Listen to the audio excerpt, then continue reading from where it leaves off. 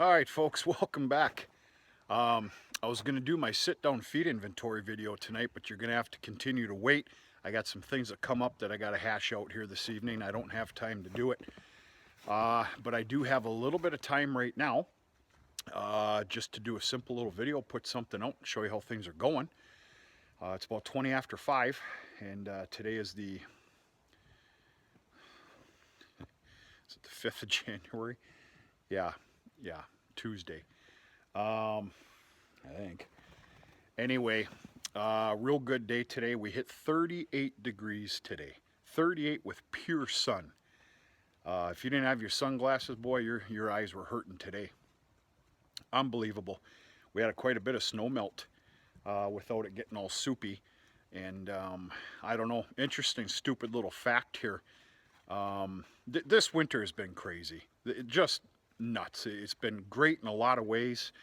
I'm not one of these people, but it kind of makes you wonder what the hell is February going to bring. Stupid little interesting fact, 7 years ago it was 41 below zero. But had a good busy day here today. Had to run a lot of errands here this morning and kept busy the rest of the day and afternoon, hauling a couple loads of firewood. The heifer lot here had to get replenished today. They got 2 new bales of that beautiful grassy alfalfa, predominant alfalfa, but grassy alfalfa. And they needed a new bale of the dry, pure alfalfa. And yeah, I made them wait. Today was a big cleanup day for not only the heifers, but the cows. And they were not too happy with me this morning. I basically, they got very minimal feeding this morning. Heifers didn't get anything. I made them clean everything up that was left all day. And then mid this afternoon, everybody got their feed and worked out real good. As you can see, the remnants right here, that's all that was left over of the last dry bale of alfalfa. So that'll be okay. That'll pose as a nice laydown pad here for these this little lot of girls here, and everybody's good. But yeah, 38 degrees or so, pure sun. Pretty nice day. In fact, I just about slipped there. Anywhere there was high traffic on snow. She's pretty slickery. We continue to have a fantastic outlook as well. Don't get me wrong, winter weather, but very mild nature. So I don't know. We'll see what happens here. Like I said, this was a cleanup day here today. Cows weren't too happy with me either. I had multiple partial rings laying around, and they got their bare minimum feeding this morning. And boy, if these cows could talk English, I don't want to know what they were calling me this morning. And like I said, I made them kind of clean up all day long. That's a bale sorghum from this morning. And I'm slowly moving this yard, and I'm going to talk about that. I've used the words before, sharing the wealth of the yard. I'm going to give you my 2 cents on that.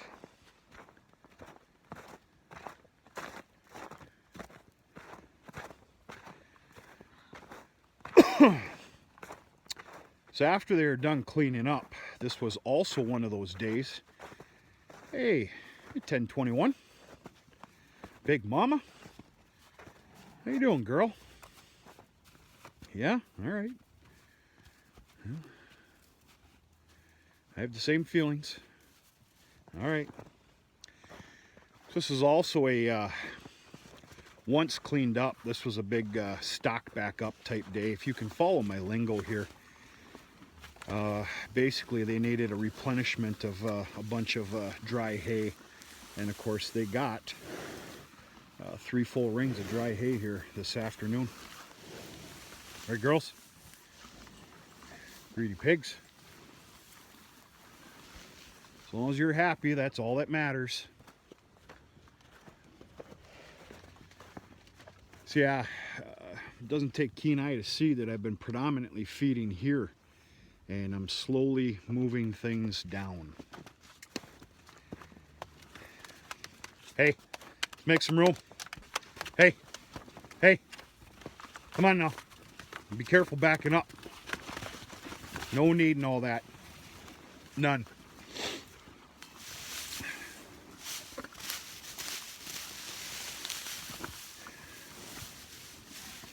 This was that new seeding grass mix that I had put in, and pretty stinking happy with it, and so are the cows. Right, girls? You're fine.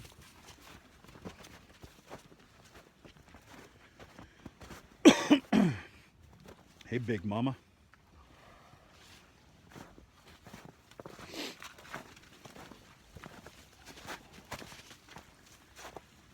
What we got going over here? Let's do a little backing up here. Yep, I want in. Come on, you can do it.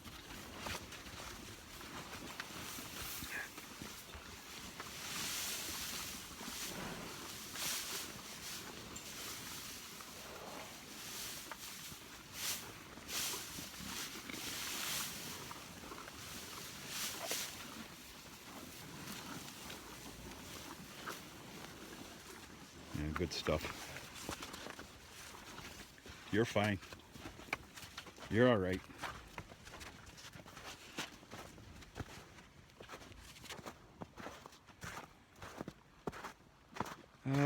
This is another bale of sorghum that was put out this morning. And yeah.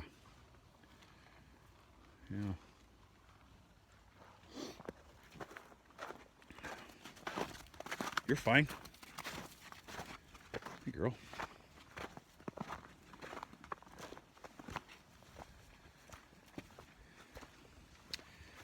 Give you a little example of sorghum here, and now, I mean, I can't tell you now if this was the hybrid, or I'm going to have to say with the leftovers that are here, this was that run-of-the-mill that I had to put in the middle. But comes down to it, I mean, there's a lot to frown about here. This is a lot of feed, but it's not the end of the world either. And these girls will use this as a lay-down pad, which, you know, that proves to be something, right? Right? Or am I full of just gibber? Yeah, I think you agree with me. Okay, so here's my science on moving this yard, sharing the wealth as I talk about. Basically, it all comes down to the spring. You know, there's a real nice, pretty hefty yard here. Actually, we're in the lot. There goes my lingo again. Pretty hefty, long lot to abide by throughout the winter. And right now, I'm sharing the wealth with manure, leftover feed, quite honestly, creating newer lay-down pads with the remnants of feed that's left over. I'm going to continue that through this month, the month of January. And I'm going to go all the way to the fence line right before it starts the behind the barn section. If you keep up with the channel, you know what I'm talking about. Well, here's the deal. I want manure. I want 40 or 50 loads, maybe not 50, that comes out of this yard. But starting in February, first week of February, maybe before, it'll also be kind of weather dependent. All feeding will be right here in this square, and it will not change. I mean, the rings might move about 3, 4, 5 feet in a day, but it's all staying right here. So then, therefore, in the spring, I'm not having to scrape all this yard up. You can't do that because then you get stones, and then you cause about $3,100 worth of damage to your manure spreader. Yeah, there's a reason why I know that number. Never ends. But it's good. It's all right. It's fine. So yeah, a little bit weather dependent. As long as we keep up this mild streak, I'm going to keep up this. Hell, we'll call it a migration through the lot here, and then come February, all feeding is going to be done right here. And of course, this is where I'll concentrate on in the springtime of hauling all that manure out of here. Yeah. Now, behind the barn, and once again, if you keep up with the channel, you know I took that on last year. Last year was pretty soupy and sloppy. I had no choice but to open up the gate for the behind the barn area. You know, during calving season, it was the best thing that ever could have happened.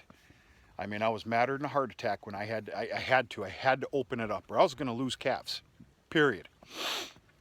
It turned out just fine. Now, I destroyed a great deal of some grazing property there, but famous words is you got to pick your poison. And what I'm trying to say is, come February, they're going to be confined to that area right there. Well, then starting probably the last week in March, first week in April, and of course, it'll be weather dependent and soupiness and whatever spring brings us. I will then be again opening up the behind the barn section, and obviously it's going to be for calving. They'll get fed back there as well. The feeding will be strictly to a let's call it a half a football field area, just like last year. But they'll have room to roam. And one of the other things I did last year, I got a little fancy. It might sound like a lot of extra work to some people, and it is, you know. One of the things I did last year is I got a little fancy pants during the brunt of calving season, even though it was a lot drier out there because it's one big knoll. Every day I'd bring out, what was it, 4 or 5 or 6 bales of straw, and I would basically create pads, and it worked out unbelievable. These girls caught right on, and you know, I'm going to speak the obvious here. I run a cow-calf operation. Remember, I'm going to be Mr. Obvious. Cow-calf operation. I'm in the business of having calves, raising calves, and selling calves. That's why that extra effort that might be funny to some is taken. Right, girl? Yeah, I know you know. That's my 2 cents on this whole yard and this yard moving and all that other stuff. Yeah. What are we so rough around here for? There's plenty to go around. Plenty to go around.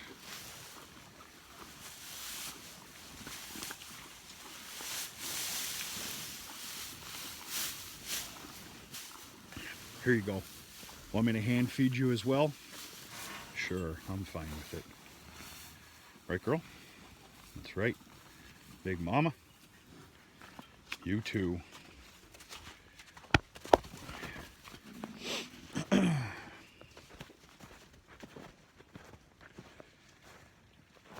Yeah, just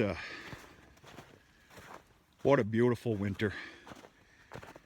I guarantee I'm going to choke on those words here in time to come. It's imminent.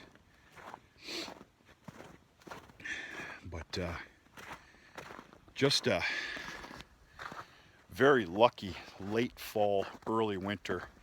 into the first of the year. We don't get these very often. I could tell you stories of disasters happening starting in November's, but of course I don't need to, because a lot of you put up with it as well. But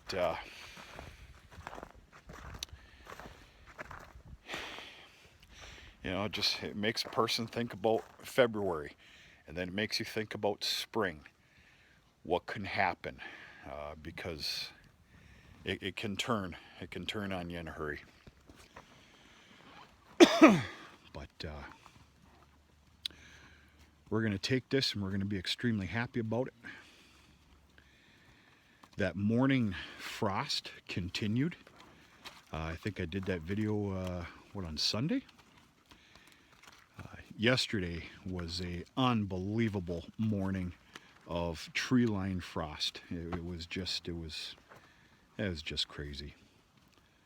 We had a little bit this morning as well, but of course with these temperatures and that pure sun, it's all gone. So, another thing that this does, it helps flatten out the yard, whether you agree with that or not. And anyway.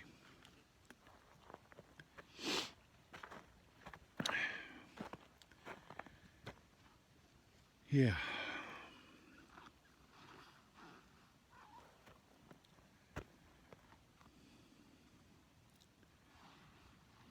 Yeah, you can start telling the days are getting a little bit, they're getting a little bit lighter here and there.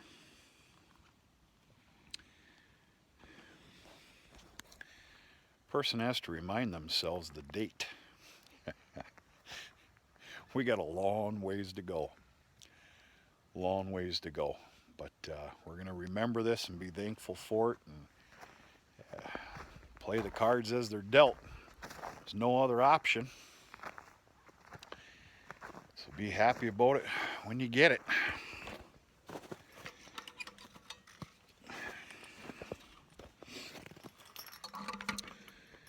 So one of the things that came on my mind here today, and of course, weather will do that to you. It'll make this thing go a little sideways.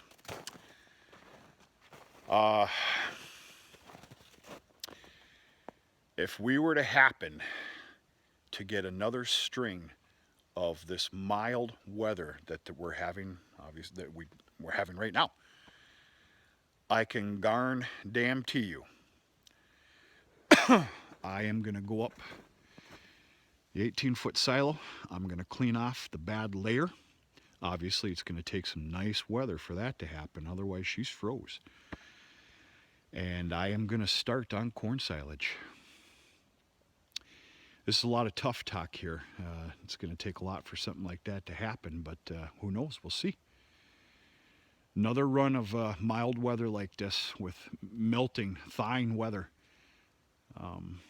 Yeah, I'll be taking off that top layer. That'll be nothing but garbage and mold, and getting the unloader all set up, and feeding out silage. Why not?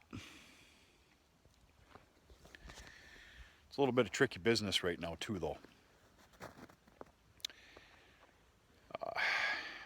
You can feed corn silage anytime you want, but with the beef herd here, and perfect world, they're all carrying calves. You know how that goes. You really got to limit it. You got to watch it, because of course it'll get the cows and some of these heifers. It'll get them fat, and of course that'll produce birthing complications, sometimes immensely. So we'll see. To be very honest with you, the thought did cross my mind 4 or 5, 6 days ago to do so. But this very reason of which I just told you is why I chose not to. They're doing real good. Everybody's doing okay.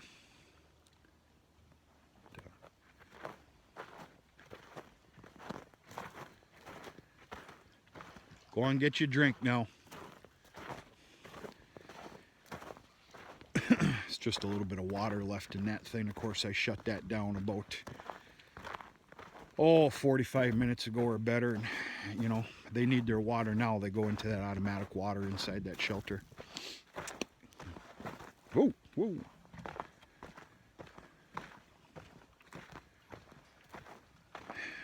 Hey girls, how we doing this evening? Okay? Huh? That new alfalfa treating you good? All right.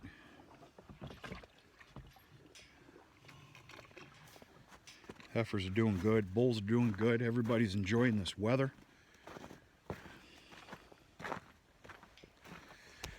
Folks, that's it. I got to get my butt in gear. I got some stuff I need to hash out this evening because it never ends, and that's okay.